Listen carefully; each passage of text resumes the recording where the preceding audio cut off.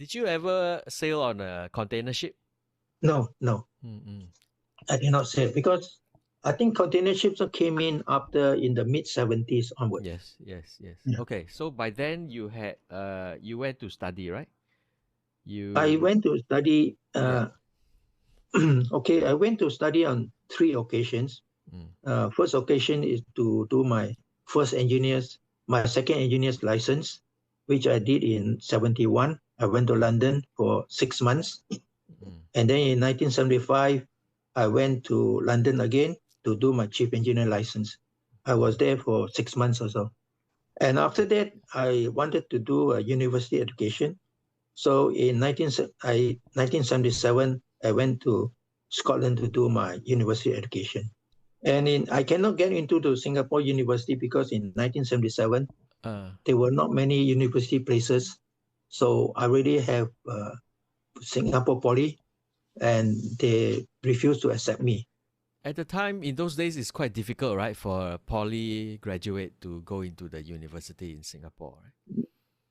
Yes, because there's not many places in the Singapore University, Yeah. and because if you have some sort of technical education, they will not take it because otherwise someone from A level will deny a place down there. Mm-mm. So Was it? Yeah. Go in ahead. that case, most of us went abroad to do our university education. Mm-mm. Yeah, that's why I wanted to ask you. Among your generation, was it very common that the engineers would want to study more? Did they want to upgrade themselves? I think a few of us, Mm. because I would say that in we do not have much knowledge. So what many people want to do is that they want to get a job in Singapore, because a sailing job is not a job, it's not constant. You cannot sail on one ship for 20 years. You Yeah. only can sail on the ship for 6 months or 1 year at most. Then you come ashore, and then that means you have no ship, means you have no job. So what they want is to secure a job ashore in Singapore, because a job in Singapore, you have it for the next 30 or 40 years. So many of them will also want to get married. Mm. And because during apprenticeship, we have $100 a month, then we have more spending money. So many will have money to look at girls, and many of them have girlfriend. Mm-mm. And then many of them want to get married. And when you get married, the girls will want you to stay ashore with them. They don't want you to disappear for 6 months and see you again. Yes. So many of them were, as soon as they have some sailing experience, and many of them get the second engineer's license, they will come ashore, look for a job, and settle down. And very few of them, like me, will go on to do the university education or go in to do the chief engineer's license. In fact, for most of them, as soon as they get the chief engineer license, they will come back to Singapore and they stop sailing. Yeah, because Ronnie also didn't really get a sailing job, right? He got a land job, right? He also, in the Ronnie's case, because I think he stayed after his 5 years apprenticeship, he continued staying in the shipyard. Tell us about getting these various engineering degrees and then the university education. You were very keen to learn. Yes, because I felt that in my case, because when I sail, I'm able to save up money, because on the ship, I'm given board and I'm given food. So my salary I could save my salary. And also I come from a poor family. I have I have 5 other siblings behind me. So 3, 4, 5, 6, 7. Oh, I have 4 siblings after me. So with my earning, in fact, I send most of money to my parents' family, and with the family, my siblings then have able to continue the education. And in fact, my last sibling went on to university, and I also helped to support him partially. Because when you were studying, you will not be able to sail, right? The studying is full time, right? Because when I sail, I save up most of my money, and I have intention to go to university, so I save up my money. Yeah. So I Can did you not invest the money in buying a house or anything. can you tell us about this education, mechanical engineering, right, at Strathclyde University Yeah, in Scotland? yeah. Was this a good university for mechanical engineering? It is good. Mm, It is mm, good. Yes. It was a technical college before, and I think it did. Then they converted into a university. I think about 20 years back. mm, mm, So it was quite a reputable as a mechanical engineering university. But during my time, we never know who is ranked number one, number two. Not like mm, nowadays, the ranking, mm, of the universities. But the time, what I want is to get into a university. That's all. mm, mm, mm. You have Did no s- idea about. mm. You want did just want a someone degree. did Yeah. someone recommend the university? It is. Well, I met one of my poly classmates. Uh, He he was at NOL. I left NOL already. mm, He was at NOL, and he also graduated from poly. And in the NOL, he get a sponsorship to study in the University of Strathclyde. mm, So in one port, I met him in fact in Portugal. I met him ashore, and he said he was sailing as chief engineer with NOL during his term holidays, and he said he was studying in Strathclyde. So mm. and then the ship I was on happened to also going to Glasgow. So Oh, okay. when the ship go to Glasgow, I just went to the university and talk about my interest in Mm. joining to study at the university. Then they give me the application form, and then the Oh. following year I went. And then suddenly when I went into a class, I find that half the classmates was from the two polytechnics of Singapore. Oh, really? There are many Half the Singaporeans there. classmates. And Did you also I get? met one of my I Yeah. also met one of my poly classmates. He Mm, was a year ahead of me. Yeah. I see. I So see. in my year, in fact, a few of us went to university. At Strathclyde, did you get practical experience? No, no, no. It's just all So, theory. all And then academic. yeah. And then during the summer, I'm able to get work on the British Way on the ferries All right. for Okay. for 2.5 months. So that helps to pay off my living expenses as well. Just now you mentioned getting people getting married and settling down and all that. Can you Yeah. tell us Yeah. about your love life and when you decide to settle down? Well, I'm okay. In my particular case, is that my wife was, in fact, my youngest brother form teacher in Okay. physics. Yeah, yeah. So he used to mention about this teacher. I thought, yeah, quite interesting, quite to know. And then 3 months before I sailed, and my brother was in P6, and the whole class passed, and my brother is one of the top students. He want to give her something. So and then she always at home mention about this teacher of his.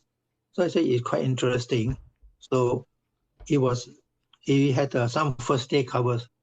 You heard of first day covers? Stamps, when they issue new stamps on the Mm, first day. mm. So he want to give her some first day covers. I said okay. He's afraid to go. I said I will bring you.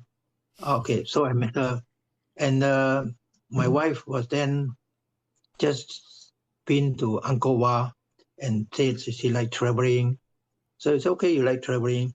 So I say quite interesting. So when on my first ship I went to Australia, so I sent her postcards. Ah, So how it was started. I So see. of I course when see. the ship come back to Singapore, I call her. And then it happened that uh, later I was sailing with my second engineer's license. I was a volunteer on a on a missionary ship. Mm. So I'm allowed to bring my wife. So my wife quit her job and she followed me for 1 year. And also when I went to Scotland to study, she also quit her job and then followed me. So we were there for three years. So, what year did you get married? I got married in 1975. Okay. Uh, 75. So in 1974, I already got my chief engineer license. I said, okay, I don't want to. I want to be financially sound before I Mm, get married. So until before I get my chief engineer license, I said better stay single. Yeah. So it was 5 years after I know her that I said, let's get married. So did you continue to sail after 75 after the marriage? Yes. In 1981, the missionary ship which we were sail for 1 year, they request me to go. At that time they have two ships. So they asked me to sail on one of the big ships, and I was there we were family there, and we were there for 3 years. And we went there when my daughter was 3 years old, but they have school on board. Yeah, and everyone is a volunteer. 350 of us were on board the ships. We come from 45 different countries. Yeah. Right. So I was chief engineer there, and the chief engineer, we have people coming from various countries, from Germany, from Scotland, from England, from US, and yeah. So, but we work together. Yeah. Okay. Can I just clarify? So you got married in 75. The Yes. missionary ship is in 81. So Yeah. in the interim 6 years, right? Were you still sailing on a commercial ship? We sailed for 1 year on the one missionary ship, and after that we went to Scotland to do my degree. Yes. And also sailed for I think few months on. Yeah. Right. Okay. Did Laura accompany you to Scotland? Yes, she did. At the time we have a baby just 3 months old. Can you tell us what is a missionary ship?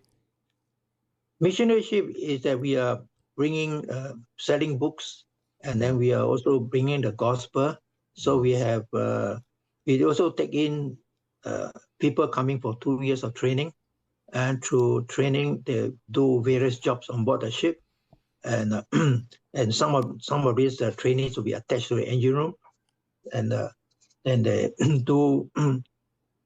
We have to move the ship from A to B, and then they have to go to countries. They to bring the gospel. They go to churches and share, and they do open air. So these people are mainly they take in about 200 a year, and they come for 2 years of training. Yeah, and my status, I'm going under professional status to help to move the ship from A to B. So you were the chief engineer on the ship, right? Yes. That means you still had your job, lah. I have a job. Yeah, I'm still doing the same job because they need me to sail the ship. Yeah. Correct. Okay. But Laura would be accompanying you as your wife, right? Yeah. She will be.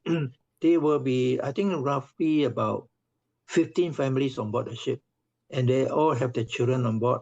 And the wife will be because they are wife. Their job is to take care of the family, but then they have spare time. They will be given a certain assignment where they can work alone. In my wife, she will take care of a place where people come to donate clothing. She will sort out the clothing and place them accordingly for guys, for women, for men.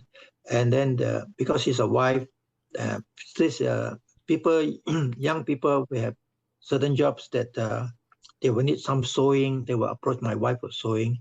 And because we are a family, we are given a ship's family as well. So we have been assigned about 10 young singles attached to my family. So when they have a birthday, we will have a birthday cake. We will so-called gather the family together and a birthday, then have a gathering. So more or less, it's a small little cell groups who we care for one another. Right. Yeah. Because So these young people coming are probably about 18, 19 years old. Oh, okay. So yeah. Yeah, basically most of them will finish the A levels or some after universities. Yeah. These other families, were they also Singapore families? No. No, they are families. They are a lot of Americans, a lot of British, Germans. Yeah. In fact, I think I'm the only Singapore family. Yeah. How did you get onto this kind of position? How did you get to know about through your church? It was in when I was doing my second class in 1960. 1971. I was in London, and in the church that I attended, there was one man sitting beside me, introduced himself to me, and then every Sunday, he then invited me to his house. We have food, and we play games in the park, and the evening we go back to church to attend. So one day he told me, "Oh, there's a ship in that." He was from this organization, so he told me there was a ship from this organization just bought, and it's in London. He asked me whether I want to go to attend this ship. I said, okay. I will go, but not now because I need the money and I need to work. I know I sense that on this ship I'll be a volunteer. I'll not be earning any money, and so I need the money. So in 1975, the ship happened to be in Singapore, and so I went on board. I talked to the chief engineer. He said, okay. So the ship was then from Singapore, he landed, he goes to India. So I went to India to join the ship. And my wife was then a school teacher. It was in August when I joined the ship. So she doesn't want to neglect the class. So she will teach the class until the end of the year. At the end of the year, she just flew to Italy to join the ship. Yeah, so this sounds like, therefore, a good arrangement for you all to be together while you are still sailing, right? Correct. That's how we could continue sailing. So in fact, she stayed with me for 4 years altogether, and the family were together. And So, our son was born in South America too. Where in South America? South Brazil? America in Uruguay. Uruguay. So he was only 1 year old when we left the ship to come back to Singapore. How long would a trip be? How long would it take for one trip? Well, okay, for the ship is basically it's a floating hotel because the organizer in the early days they will buy a broken truck, repair it, and then 10 of them will load, and they go to, typically from England, they will drive the truck to Europe and they do evangelism. And then one day, certain one person had an idea. He said, why not the ship? And on a ship, we carry our own quarters, we carry our own rooms, we carry our own kitchen, our own dining room, and then it's very easy. We carry our own supplies.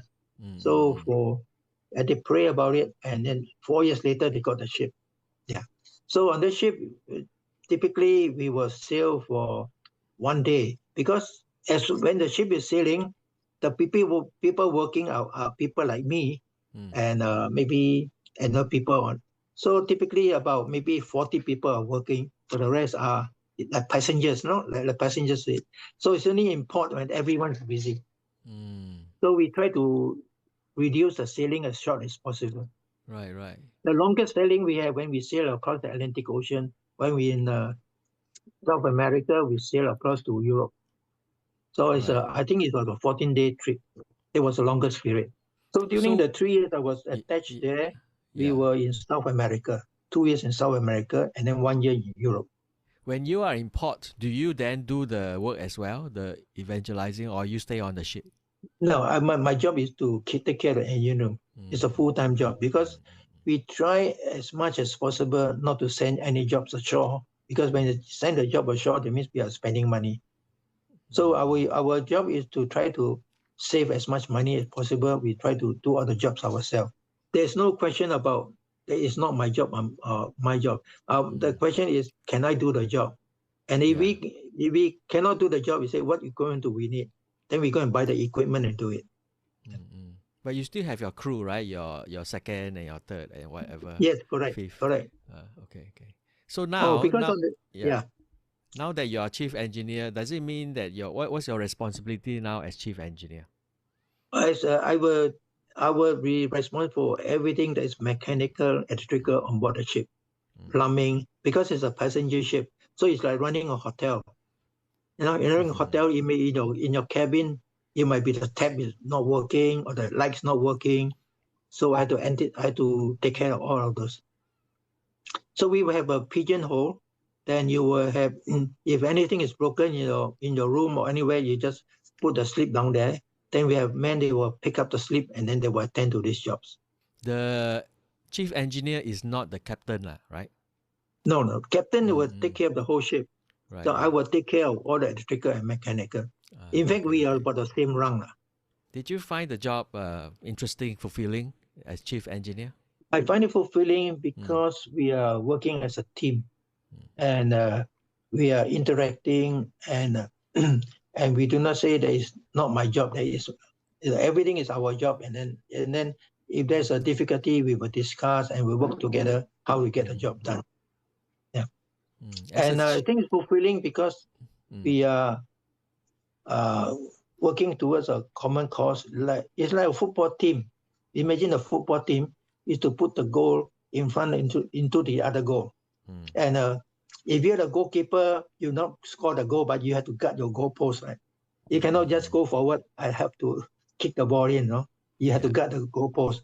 But then the team is to work as a team. If you're a goalkeeper, you stay behind, you stay behind.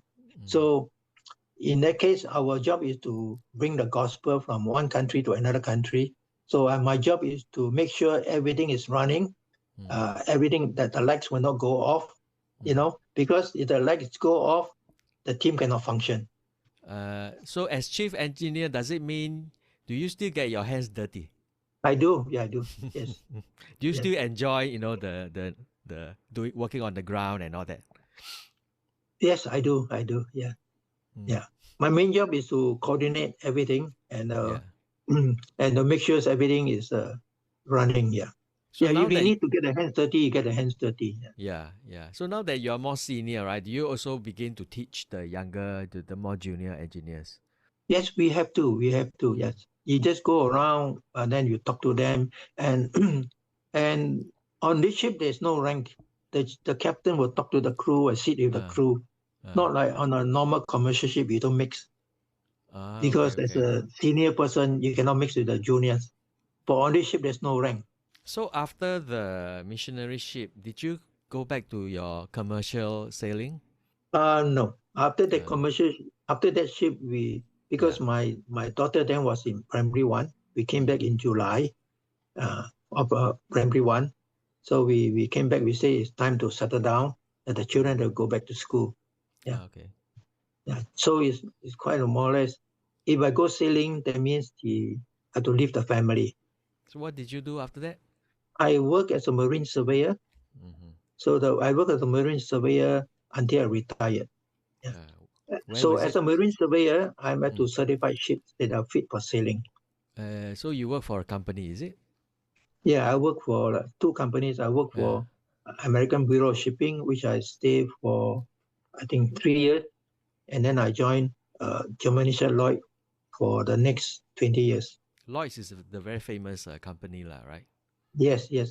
There are some very senior marine engineers, right, who have passed through Singapore's marine history, right? Did you meet any of them?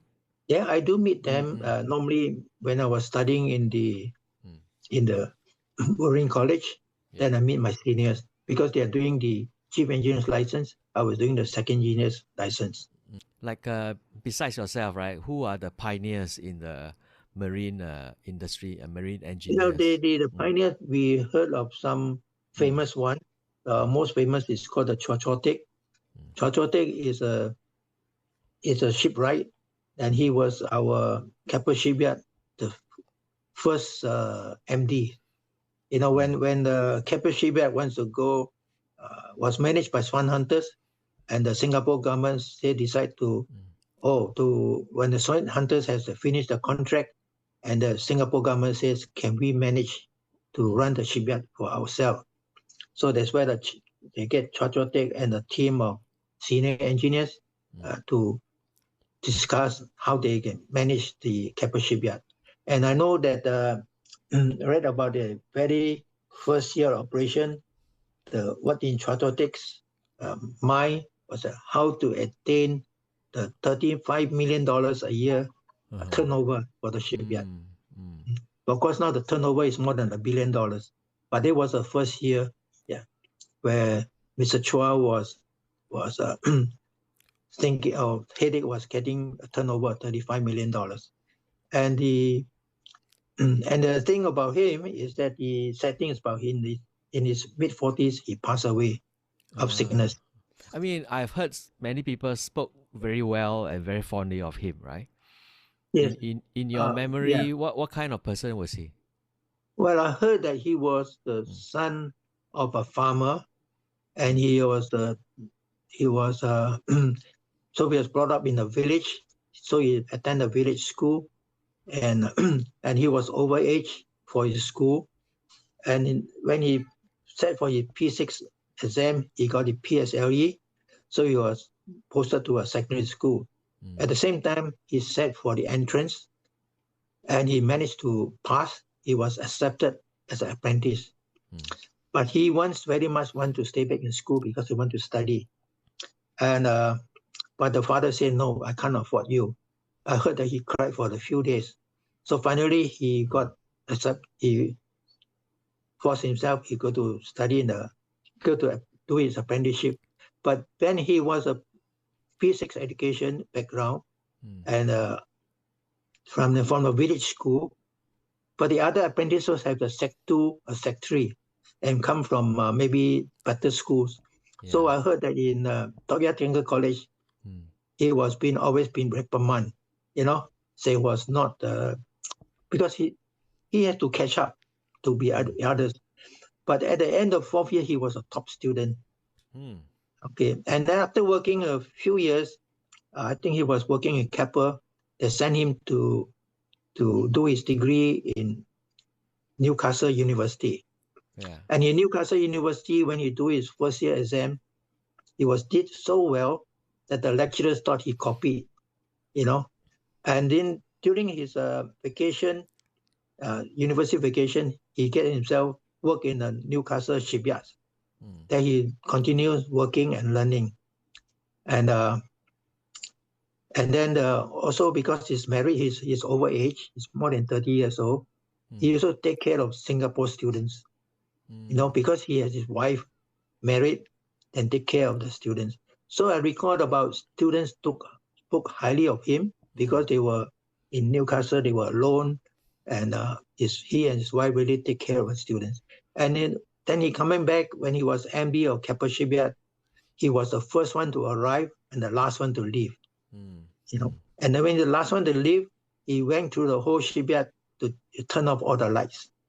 That was his character. Yeah, that was him, and as well as famous. And also when the Singapore Poly had him as chairman of the board. It was a pity that he passed away. Yeah. What makes him from such humble origins to become the MD? What is that quality that he has that allow him to do that, you think? Among the the ship repair managers in the shipyard, I think he was the most outstanding one. And because in the university he did so well, he was a top student too. Yeah, wow. And also I think he take care of the shipyard. And I heard something like when he was MD, he also attend to ships in the shipyard.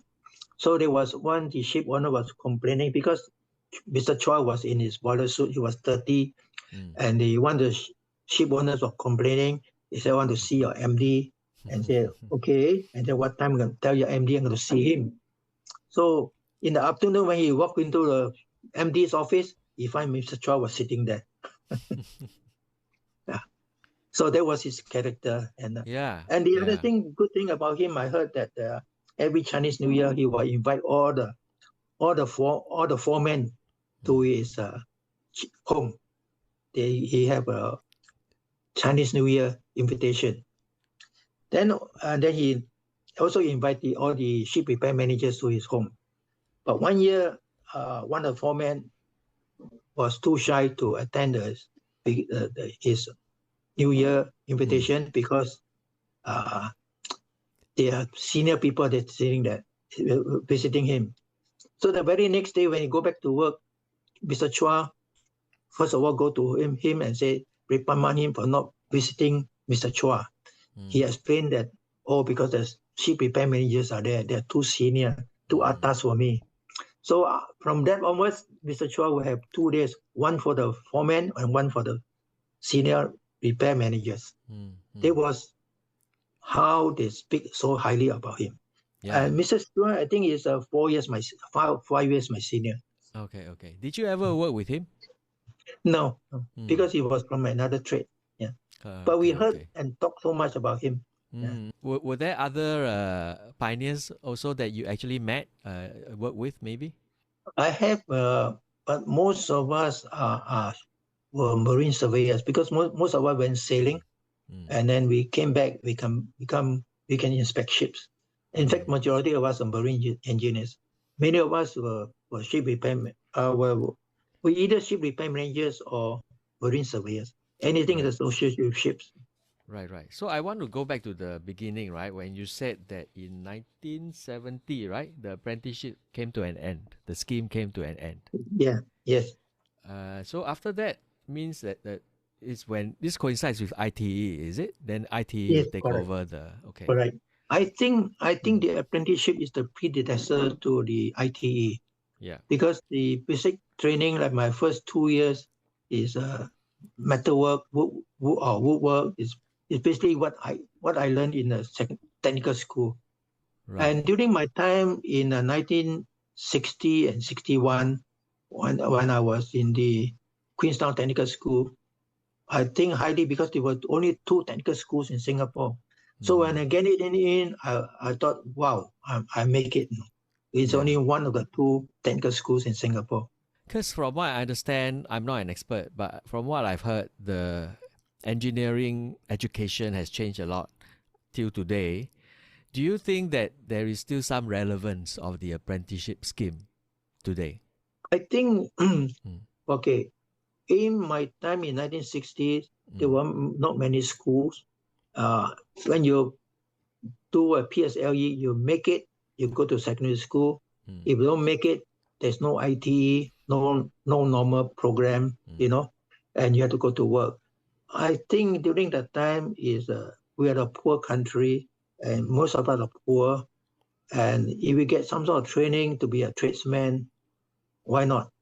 But nowadays, it's so much universal education, and they have lots of opportunities. I think this technical apprenticeship scheme is not so popular now.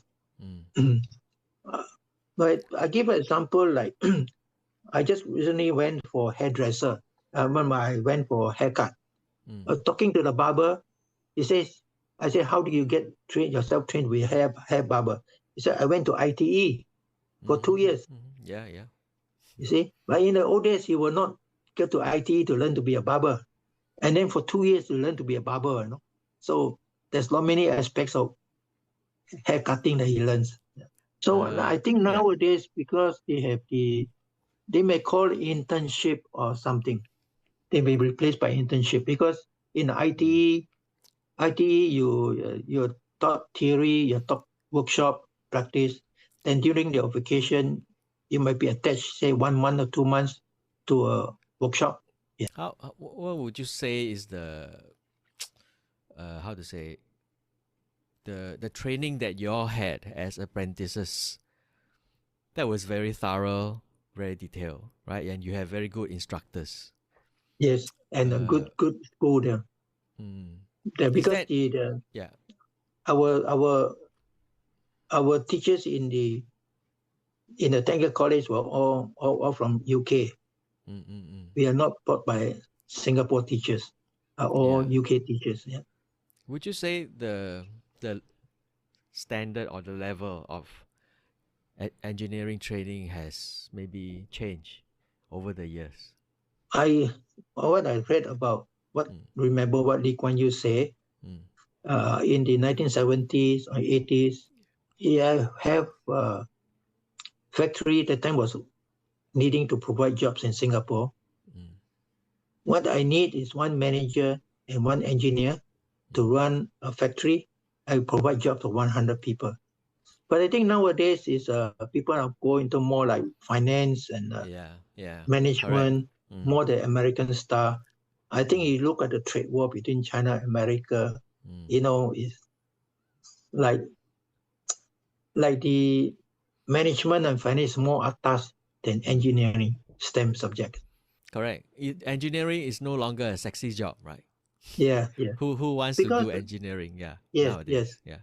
Because I think of take for example a car. If it has an accident and just a slight bump, and you bring the workshop will cost you $10,000 and 7 days in the workshop.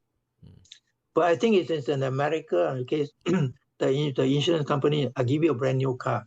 Because in one day I can make 1,000 cars. I just the car maybe to make a car it probably costs $15,000. But it's just a little bump and little dent, they say it costs $10,000. Might as well give you a new car. You know, in one day the factory already produce how many cars? 100 cars, 200 cars, and yet a small bump, throw it away. Yeah, correct. Throw away, right? Don't need to repair or don't need the skills Yeah. to repair it. But we still need engineers though, right? We still have infrastructure, we still have our equipment. We need the people with the skills and the experience to, maintain and all that. I think the skills are much more sophisticated. Yeah. Because nowadays, even sailing, during my time, when there's something broke down, you just repair it and get it sailing.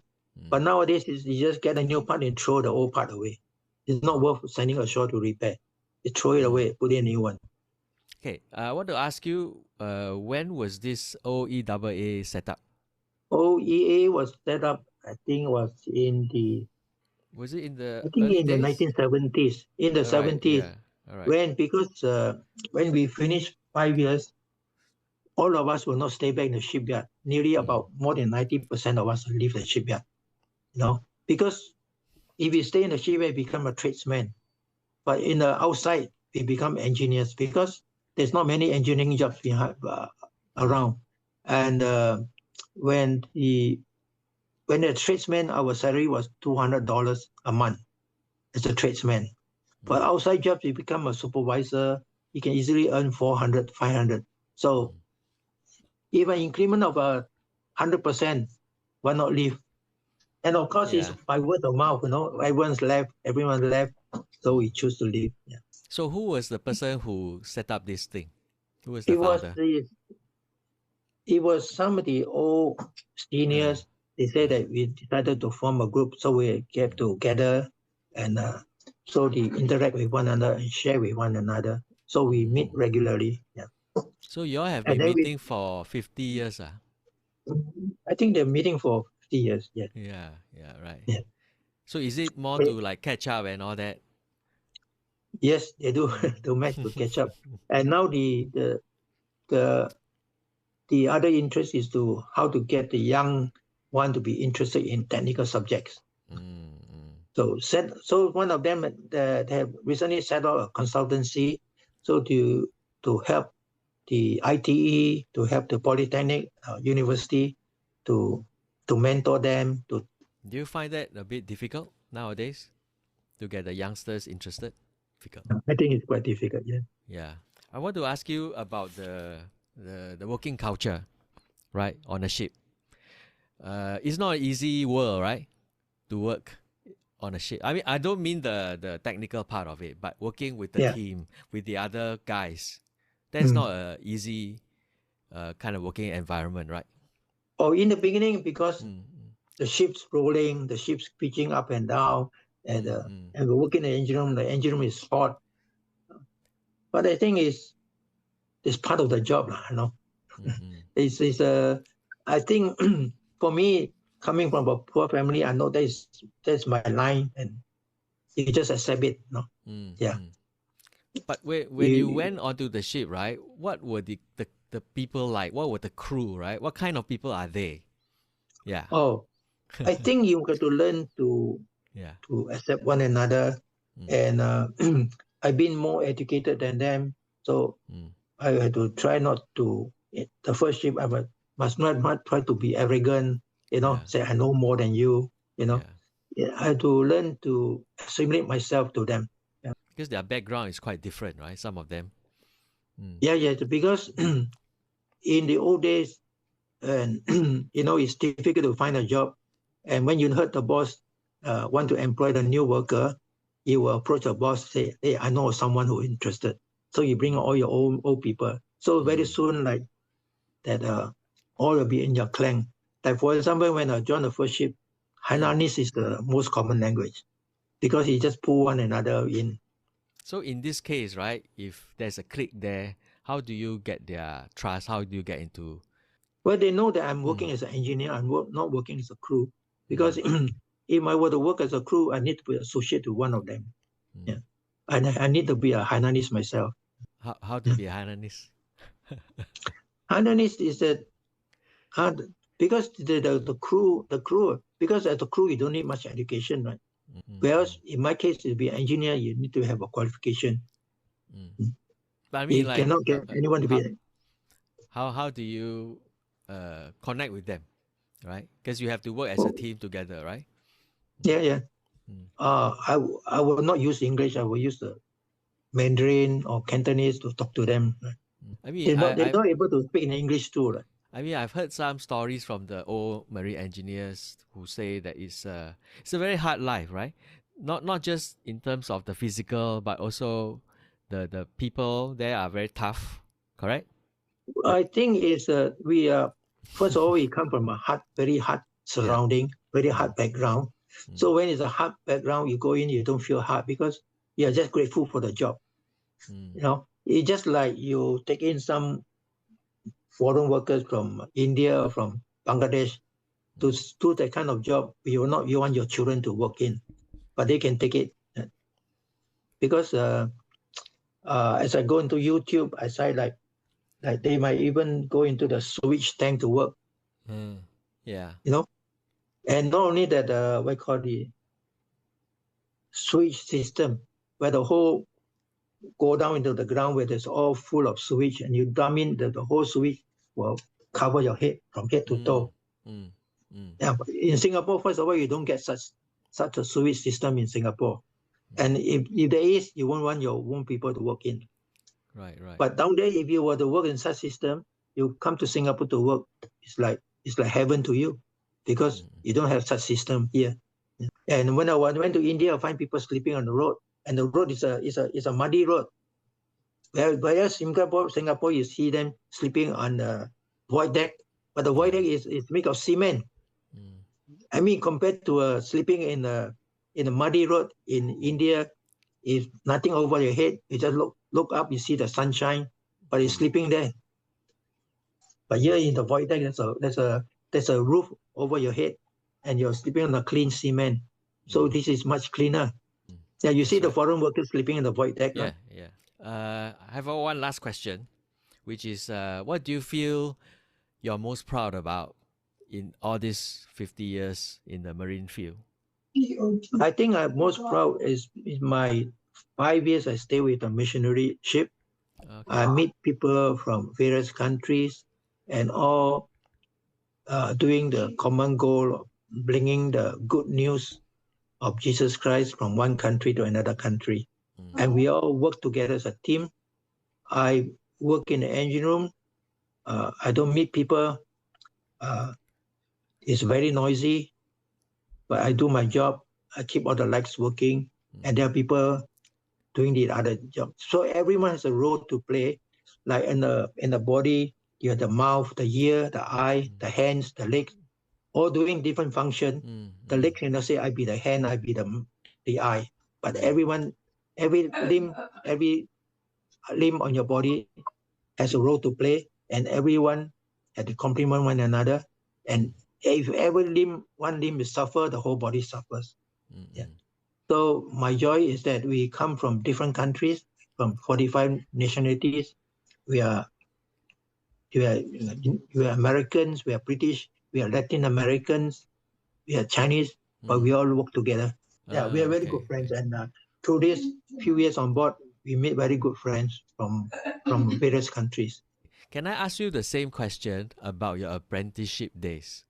What do you think was the most important, or the things that you learned the most from the apprenticeship days?